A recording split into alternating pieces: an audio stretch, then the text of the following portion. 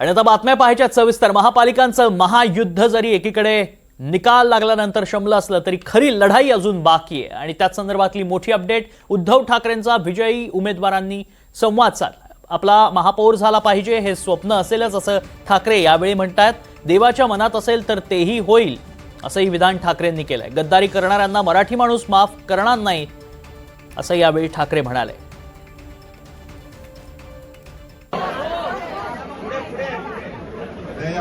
यशाचे मानकरी तुम्ही सगळे जण आहात,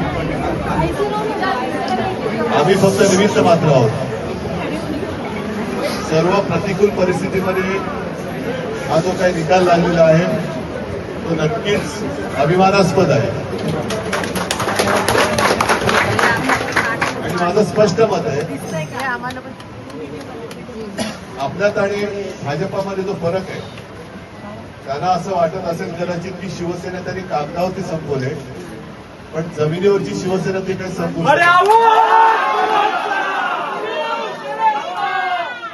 भारतीय जनता पक्ष हा फक्त कागदावरती राहिलेला आहे, जमिनीवरती राहिलेला नाही। कारण सर्व सामद अहमद यांचा भेद, लालूच आमिष यंत्रणेचा दुरुपयोग हे सगळे प्रकार त्यांनी केले।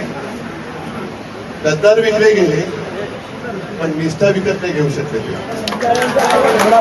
तुमच्या निष्ठेला मी मानाचा मुजरा करतो आणि जबाबदारी आता आपली वाढलेली आहे। मी तुम्हाला सगळ्यांची पहिल्यांदा मी दिलगिरी व्यक्त करतो कारण आतमध्ये जरा नगरसेवकांशी बोलत होतो, त्यांना सुद्धा हेच सांगितलं की आता आपली खरी जबाबदारी वाढलेली आहे।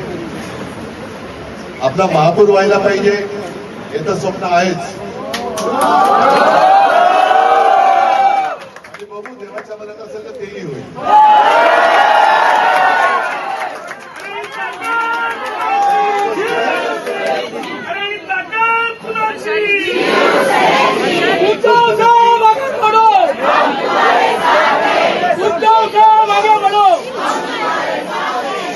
गोष्ट नक्की की आपण तो जरी आपल्याला दाखवू शकलो नाही तरी ज्यांनी गद्दारी करून विजय मिळवलेला आहे तो विजय मुंबई गहाण टाकण्यासाठी त्यांनी मिळवला आणि हे जे पाप आहे त्या पापाला मुंबईकर मराठी माणूस कधी क्षमा नाही करणार। मला आज तुमचा अभिमान आहे की तुम्ही सगळे जण